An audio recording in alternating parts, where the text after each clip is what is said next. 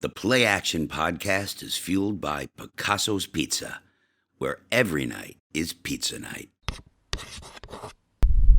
The Bills got a big and a cathartic win in Kansas City, 20-17. There's so much to get into with this game, but kind of moving forward, let's talk about what it means for their playoff hopes at this point. Mark, I know you've got some percentages in front of you. Sure. Okay. It's yes, it was indeed huge. According to this morning's New York Times playoff machine, obviously, if they win out their last four, they're in. It's like a 99.9% they're in. It does take a little bit of it. Pretty much. I try not to be overly optimistic, but it pretty much means they're going to be in it till the end. If they lose to Dallas this week and win out, they still have an 84% chance to make it. Now, that gets tweaked with every upset, slightly mild upset. It tweaks up or down. Their playoff odds to make it just in general, 49%. But lose to Dallas, win out, which includes a win over Miami the final week, is still 84% chance in, 41% chance to win the division, 44% to make it as a wild card. Obviously, they're going to need to beat the Chargers and New England. The Chargers just lose quarterback Justin Herbert. All of a sudden, that's a break for the Bills. Miami gets stunningly upset at home Monday night to Tennessee. And now let's look at the Dolphins' schedule. They got the Jets, who they should win, but as the Bills have found, isn't a guaranteed win. Then they get Dallas, then Baltimore, then the Bills. Really rugged finish for Miami. So we're going to have an interesting month. The game itself, I think there was also a lot that could maybe make people more optimistic for what this next stretch could look like. I mean, even percentages aside, just getting a win in Kansas City meant a lot for this team from an emotional level, from a football perspective, just kind of showing what they could do on the field. What stood out to you the most about, maybe something for people to be optimistic about coming out of that game?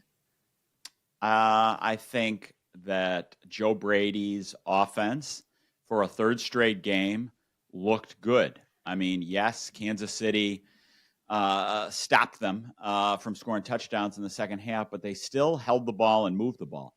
And they dominated time of possession, which is always important against Patrick Mahomes. It's going to be even just as big, if not bigger, this week against Dallas. Obviously, you could say that, barring one bonehead mistake by Kadarius Toney, they lose. And wouldn't that have been just so typical of the Bills season to lose on, one of the plays of the decade by Travis Kelce? I still just can't believe just what I agree with Patrick Mahomes. That was just a Hall of Fame play. I don't know how somebody has the presence of mind in the moment, running at probably 15 miles an hour to look up and throw that lateral. It's just a freak. He's a freak of nature. And then it's a big deal because they've won at Kansas City 3 times and 3 years in a row. I bet you Patrick Mahomes is 27. Let's say he's going to play at least 11 more years through the age 37. He's not going to lose 3 years in a row to one team his whole career at home. Yeah, I think that is a streak that obviously they wish it extended to the playoffs too. But I think just doing it in the regular season still 3 years in a row is so impressive. I think just kind of they needed that emotionally too. Heading into it 6-6, having some bad losses, not knowing exactly the identity of this team. We've talked so much recently about maybe their identity is they're kind of muddled and don't have one. I think getting a splashy win, jumping out to that 14-point lead, even if they didn't eventually hold it, those are all things you can build on. And that's what you need if you're going to make a playoff run late in the season. 13 games into this NFL season, we can definitively say the X factor on the Buffalo Bills offense is James Cook. Sensational against Kansas City. Katherine, you talked to him after the game.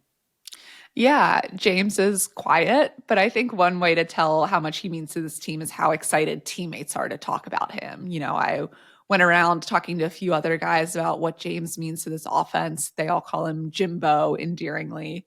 But what was maybe my favorite was Spencer Brown said he's a silent little killer. He comes into the huddle, he doesn't say much, but they can line him up all sorts of different ways. And he makes an impact on this offense in a way that's hard for defenses to cover. I think that touchdown play, we'll get into that in a second, but that was, a good example of how they can use multiple guys to open things up for a player like Cook. So I think he's really, like you said, when he's having a good game, it's so important for the Bills. He got 15 touches, and I think all fans would say, let's make that the minimum. If you can, or he's got to get 12 touches a game, 15 for sure.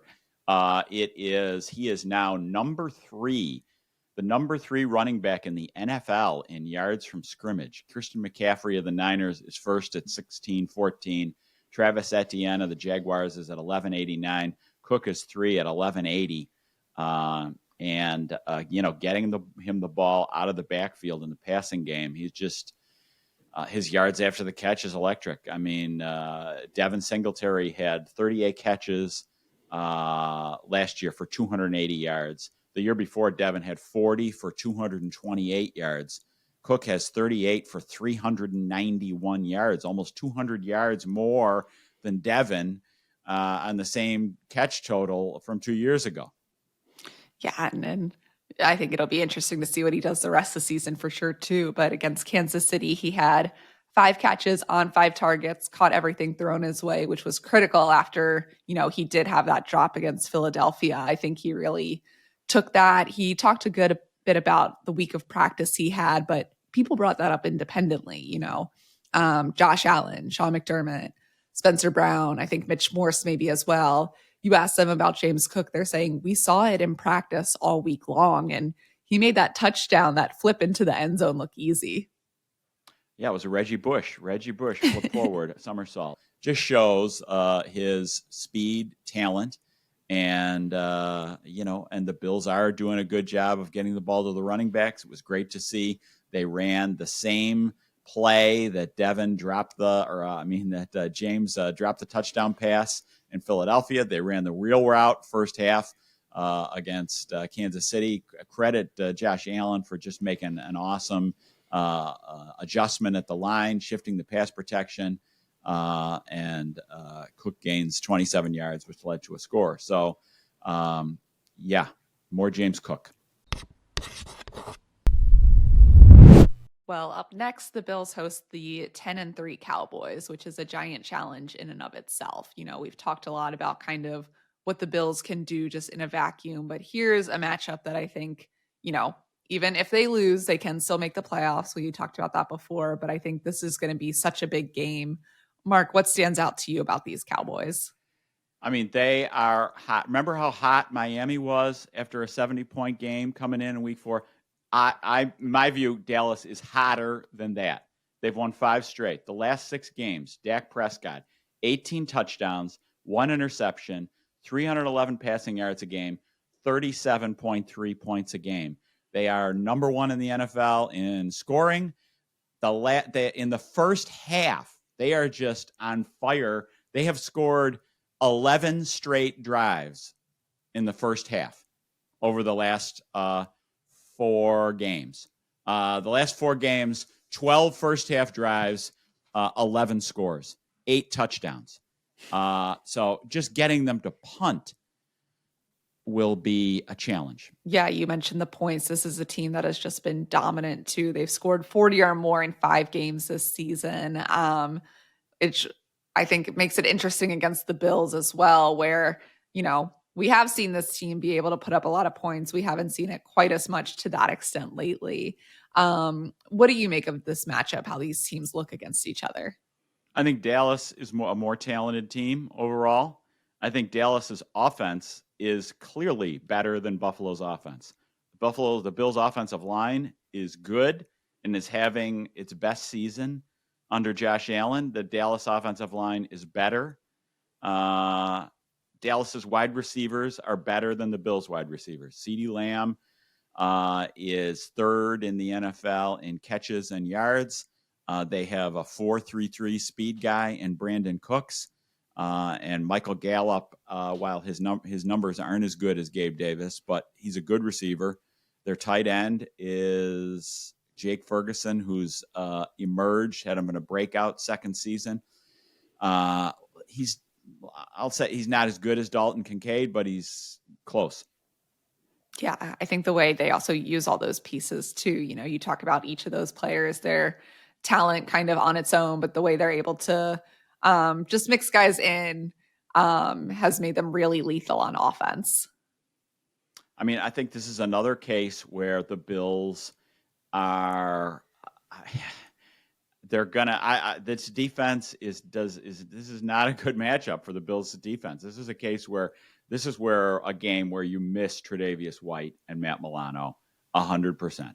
The Bills' offense is going to have to stay on its really great roll and have ball control, because if the Bills start punting a lot, they're not stopping Dallas. The challenge on the other side of the ball is Dallas has a good defense. They're third in the NFL in yards allowed, and they have probably the number one freak of nature pass rusher in the league in Micah Parsons. Yeah, it was interesting earlier this week talking to Joe Brady about Micah Parsons. You just kind of say Micah's name and you see Brady react of, yeah, that's a giant job for me to scheme against. You always have to know where he is. He told a story that I thought was really interesting of going back to high school. Joe Brady was working a camp that Micah Parsons came through and decided, hey, I actually want to play wide receiver for this week. And he dominated at that too. It doesn't matter what he does. He's so dominant. So that's a huge challenge for the Bills. He ran 4.36 at Penn State's Pro Day. It was during COVID in 2021. Now, Penn State is a little bit notorious for having being a fast track for their Pro Day, but 4.36 at 245 pounds. He's got 12.5 sacks. He is the number one most double-teamed edge rusher in the NFL, and the Bills will have to double-team him, period. Everybody and then the rest of the defense as well. What do you make of that group? I think it's an interesting defense. It's going to be a challenge. They love man coverage, especially on third down. So can the Bills, and they also like to play middle of the field covered with a cover 3 single safety high or single safety in the middle of the field. So you tend to think you got to win at wide receiver on the outside. Are the Bills good enough to do that? That worries me. I'm picking Dallas this week. I am picking Dallas. It'll be a huge matchup for sure. So we'll have all of your coverage leading up to the game from it as well on buffalonews.com. And then make sure you're still listening here, subscribing wherever you get your podcasts for our follow-ups next week. Treat your team to the most flavorful pizza on game day at Picasso's Pizza. 4 great Western New York locations: Williamsville, West Seneca, Lancaster, and Blaisdell. Picasso's. We are Buffalo's Pizza since 1980. Order online today at picassospizza.net.